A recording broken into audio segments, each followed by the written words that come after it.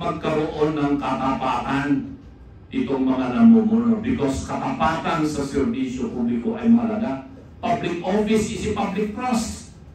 Sinabi natin, pero ako talagang dismayado dito sa ginawa ko ng aking simbahan.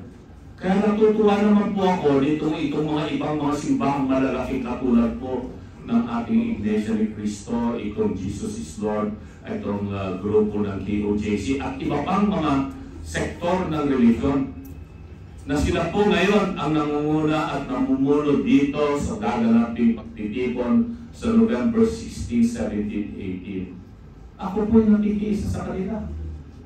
Katoliko po ako pero sasama po ako sa kanila. At nananawagan ako sa aking mga kapwa mga Katoliko. Kung yun po mga namumuno sa ating simbahan, iba po at lihis sa kanila ang dapat gawin.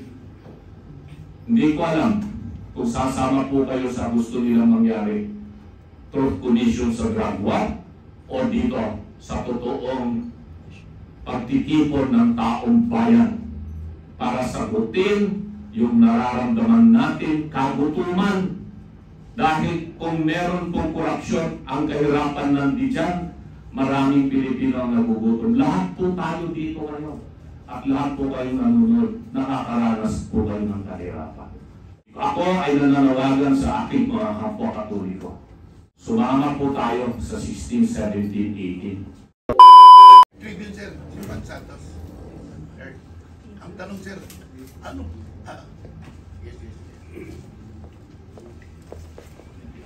Magandang umaga, sir. Pagkakas po, Daily Tribune. Sir, tanong po ganito. 17, 18, 19 yata yung rally. 16 to 18. 16, 17, 18. Sir, kasi po mga religious and to, sir, palit nyo po ba?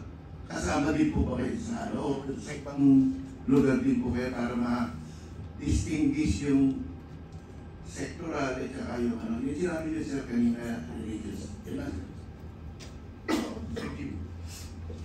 Ang amin po kasing panawagan, gusto namin ay tumawid sa lahat po ng mga pader ng ating lipunan. So, kung saan po nila gustong pumunta, basta po sila ay nakikiisa doon sa panawagan sa ating gobyerno na ayusin ang sistema, pumunta po sila. Meron ng very gray distinction dahil ito po ay sa amin ay sa pamumuno ng sektoral. Samantalang yung sa kabila po ay sa pamumuno ng religious denomination. Pero yung dadalo, wala akong kaso kahit sino po. Yung dadalo. Siyempre, protest rally. Ang ano, nung nakaraang September 21, nag-cover kami sa Maynila eh. Parang yung mga nag-rally, mga Gen Z na sinasabi nila mga kabataan. Parang hindi welcome yung pro-DDS, just yung pro-reaction na sir. Kalimutan na po natin yung September 21. No? Hindi naman po dahil sa we are diminishing the importance of it.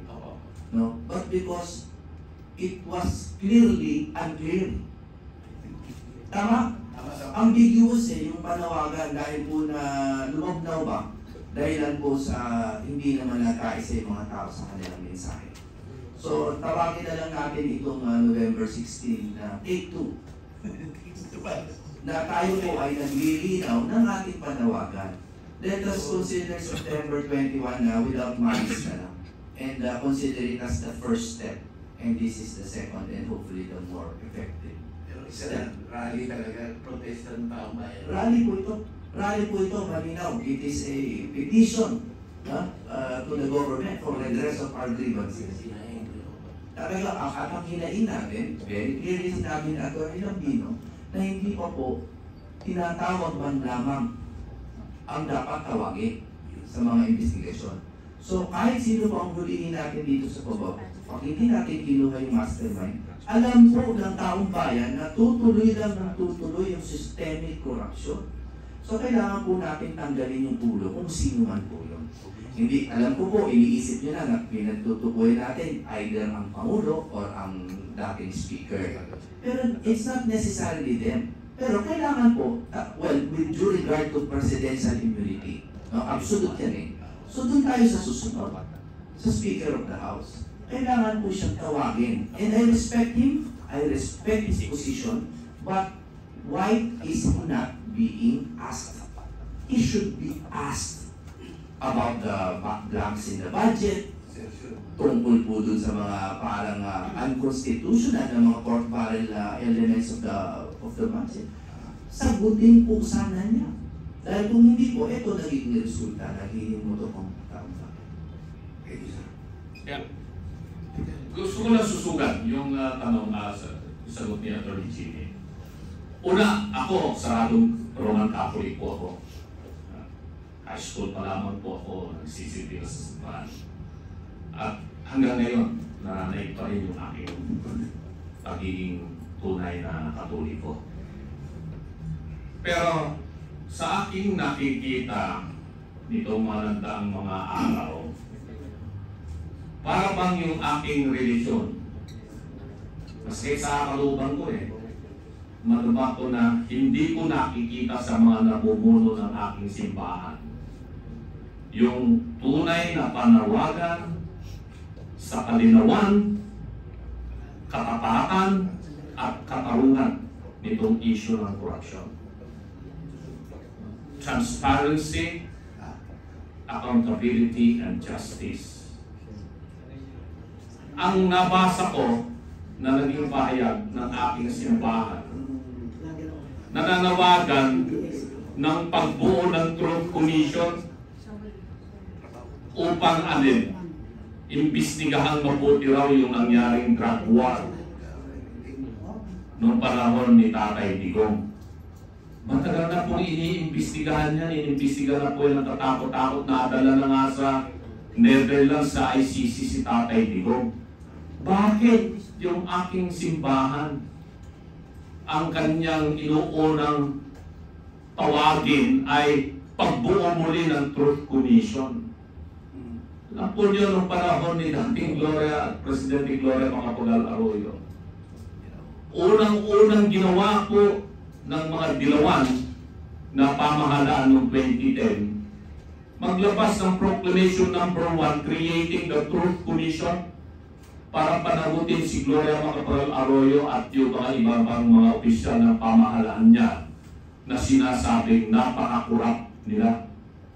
Pumunta kami sa Supreme Court, ako mismo nagpunta sa Supreme Court, kasama ko si dating lumang kaibigan natin, Congressman Edsel Lacman. Question natin yung legalidad ng proklamasyonel.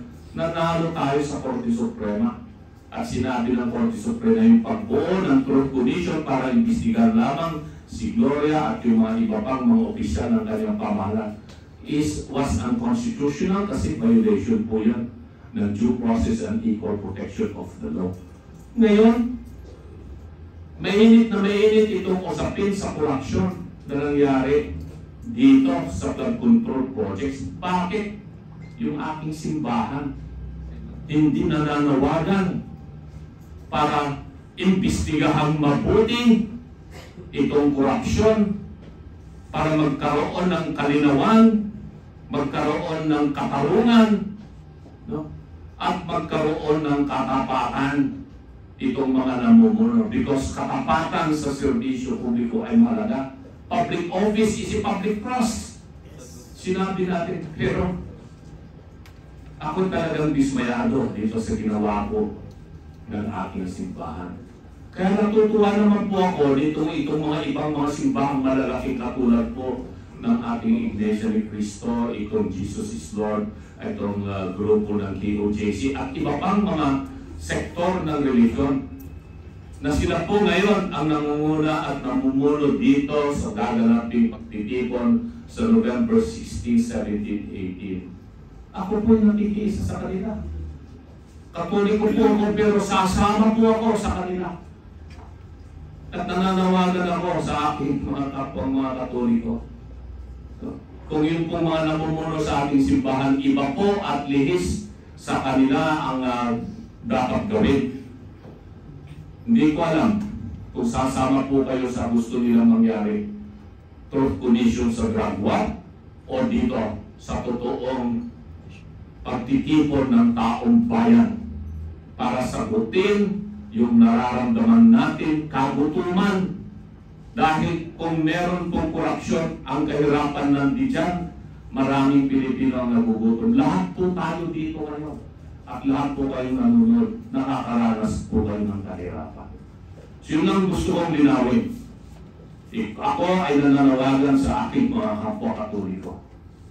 Sumama po tayo sa 16, 17, 18. Hindi man po tayo makapunta doon sa Luneta, meron po gagawin pagtitipon po dito sa may EDSA Shrine.